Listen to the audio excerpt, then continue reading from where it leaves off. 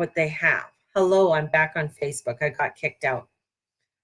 So these energies that are coming in are getting us to bring in the clarity, getting us, hello Val, getting us to see what it is that we need to start doing in our world.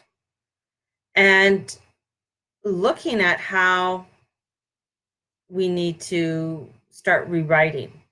And, for me, it's not only the rewrites, but, I'm very fate-minded, where I go by what God is or goddess are going to put before me and have me open to those challenges. So thank you for those who are joining me back on Facebook. This is funny. As soon as I got going there, just decided not to keep me on. So just doing this up again. Thank you for those joining me. Thank you guys for coming in. So it's kind of funny how the amplification is starting to happen, and that we're getting a new understanding and our values are being reassessed. And the reality is heavy because Taurus energy is heavy. It's earth, right? It's fixed energy. Taurus isn't moving anywhere faster than what it has to move. So it's fixed. And when you have fixed energy that's earth and you have electricity going through it, it takes a bit for that electricity to get it moving. And we're going to see, and I think this new moon is really showing us with this twins of us looking at different personalities and different things of what is happening. I got disconnected at 11:11 and light bulbs burnt out in my room. Oh my God, Tamara, that is hilarious. Not hilarious, but it is,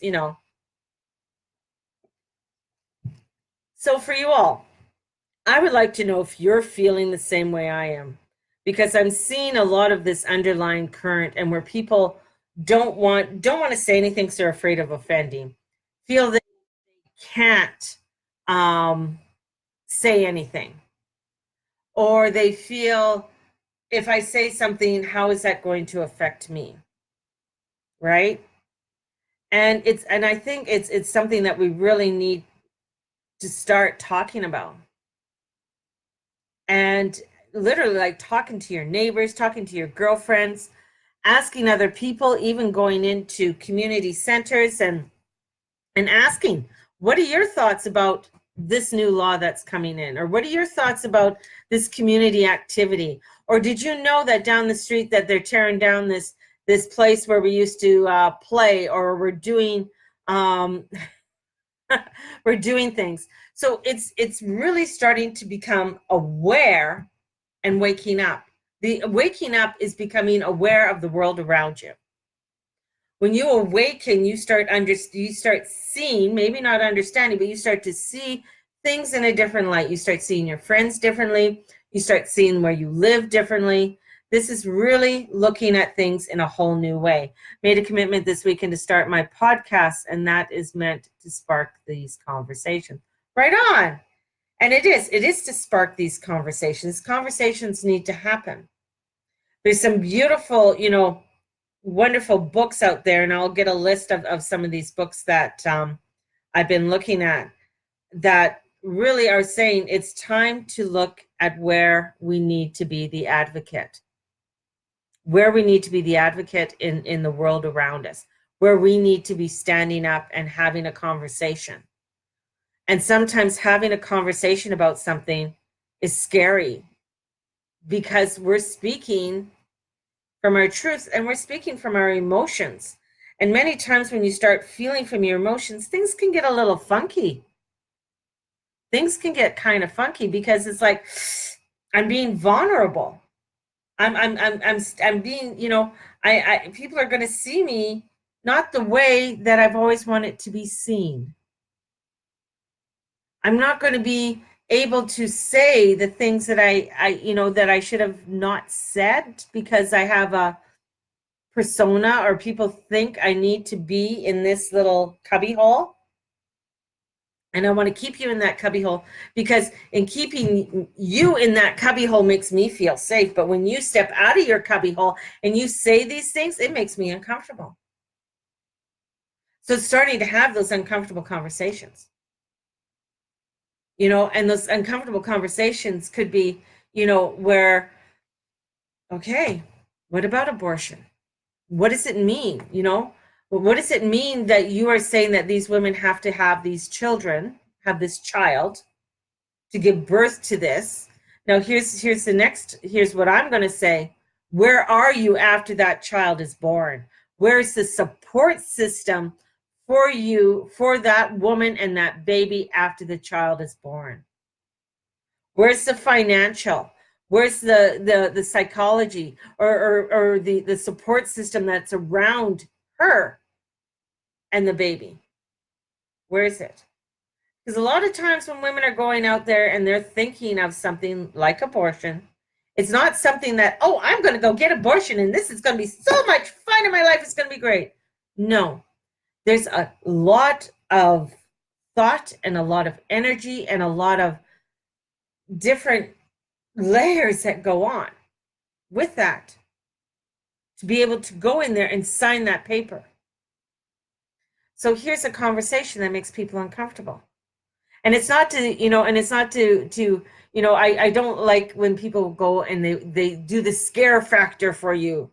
No, this is a conversation of saying, okay, how is that going to affect in a whole? How is that going to affect in a whole? And if you are saying this is what the law is, what are you doing to help that woman? And what are you doing on a health standards to make sure she gets all the things that she needs for carrying that child, including doctor care, hospital care, vitamins? Maybe she needs antibiotics. Maybe she needs, something to do with, maybe she has, right? So there's this energy that's coming in. Now, Ashley keeps commenting. I don't see any of her comments. It's funny. Of all of this that's coming through. So this is where this new moon is really starting to create a foundation of getting us to talk. Because you know what Geminis do? They talk and they don't shut up. And this energy is coming within now and within the next, I'm going to say, to the fall. So this is really getting us to really move forward with this. And it's not going to stop with just this new moon, because then we have the full moon that's coming up in Sagittarius.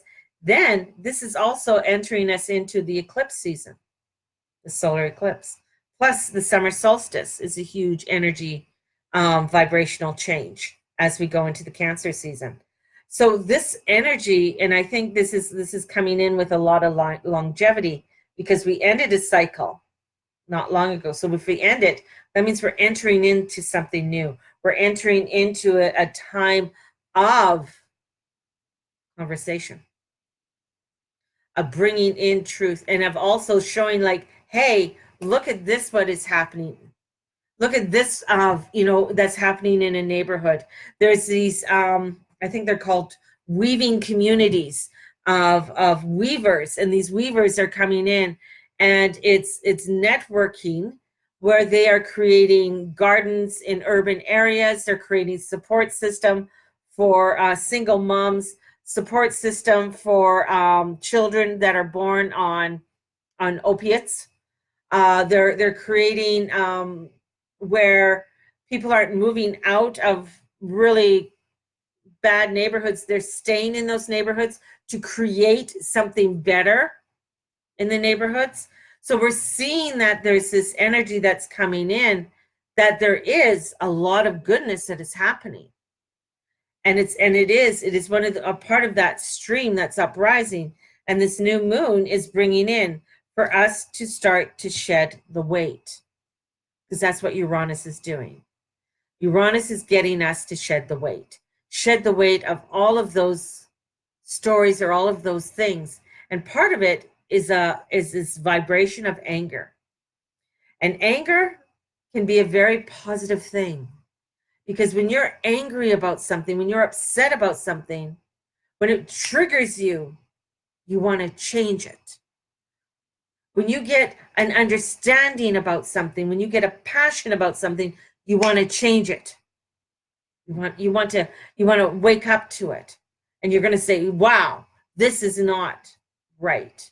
How can I make that change? And this is where, conversations, again, we're going back to conversations. Bill Gates, and I can't remember, Bill Gates' wife just wrote a book. And yes, this is a woman who sits on wealth beyond our belief. But her and Bill do fabulous work in Africa. And their first things that they started to do was getting inoculations to children, ones that we, mumps, measles, rubella, polio, that we thought, oh, well, we have choices. There, it's like it takes, for a vaccination that comes out here, it could take over 10 to 15 years before it even hits the market in Africa.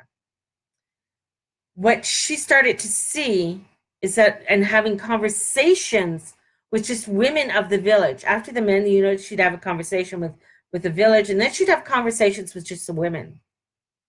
And she goes, well, what do you want to see? Because, she goes, we're setting up these hospitals, we're setting up all of this. And she goes, they're saying it's wonderful that you're getting the shots for the children. But what about the shots for me for birth control? And she's like, what? Birth control? Okay, well, that's a whole nother level. Because what they found, this is the thing, once they found, when women are able to say, I want to have a child here, and I'm going to space it out and have a child here, or I just want to have one child, that they found that the economic, in a poverty-stricken country, when a woman is able to control how she's going to have birth, and when the timing of birth, they rise out of poverty. Interesting. But when they did the study, they said, well, there is birth control. We are doing birth control in Africa. But the birth control was condoms. Okay. You're a woman in Africa. What rights do you have? Not a lot. And to have a conversation with your husband to say, I want you to wear a condom, first thought is, you think I have AIDS. Oh, and you think I've been messing around. Okay. And it's a conversation that because it's a very touchy conversation. Or if a man does wear a condom in Africa, the thought is, oh, if I wear a condom, they're going to think I have AIDS. So, or have HIV. So this is a conversation she started to have. Now it's like not only talking to the women of the village, it's talking to the leaders of the village and letting them and educating them on why it is so important for this to happen for women.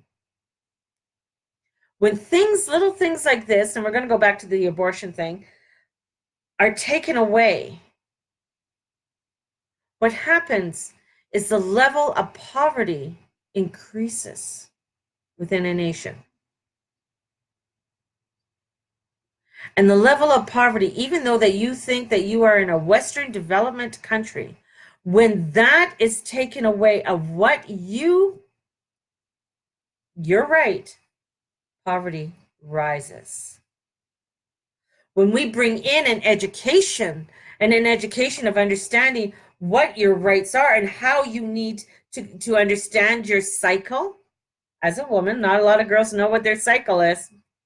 Even to this day, when you start understanding that, how that changes within the society. There's a pebble, drop.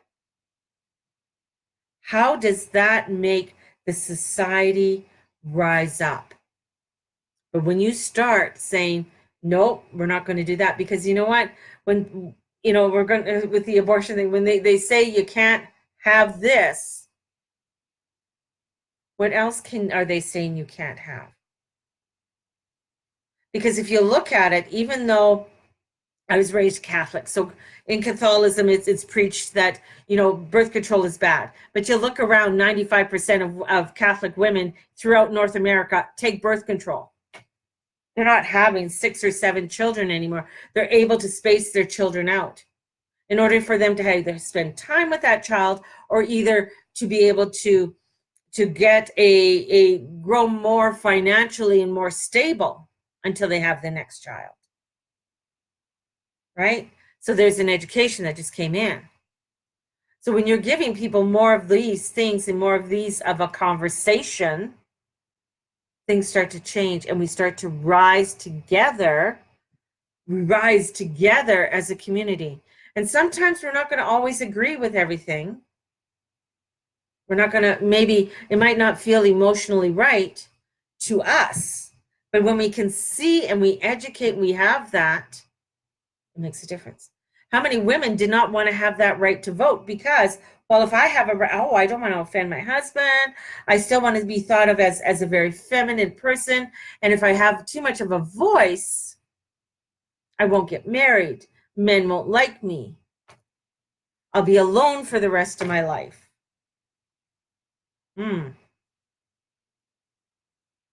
men should have a birth control pill shot. Yes, that would be lovely. That would be very nice.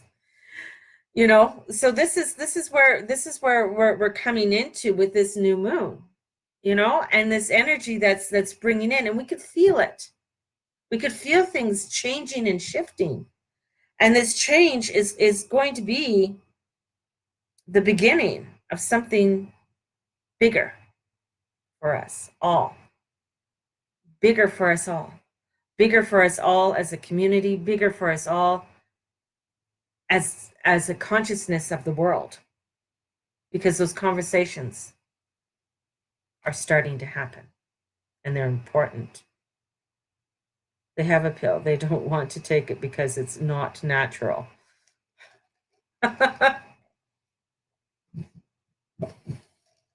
So today, I'm going to come on later on this evening in around, probably around 6:30 this evening.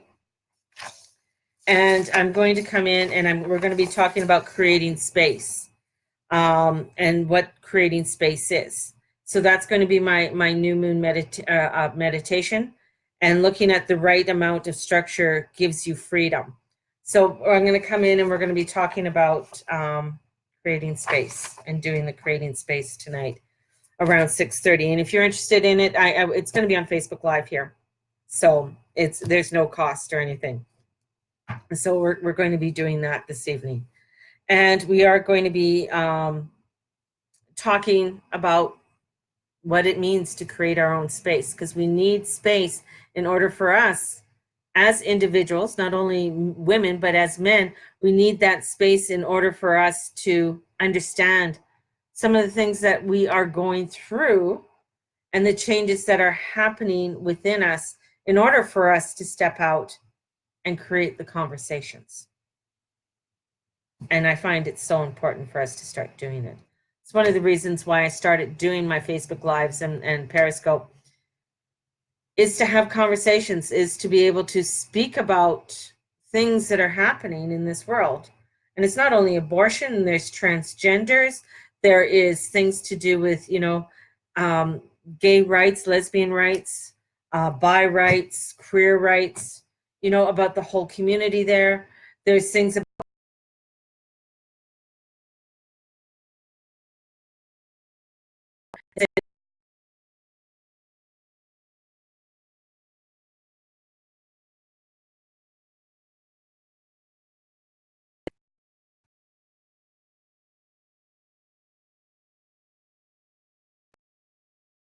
I finally get to hear you.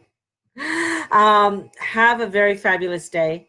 And if you're interested in my June 22nd is my 6:30 Alberta time. So that's 6:30 Mountain time tonight. I will be on both Periscope and Facebook Live. So I'm going to be on both of them if Facebook doesn't kick me out again. So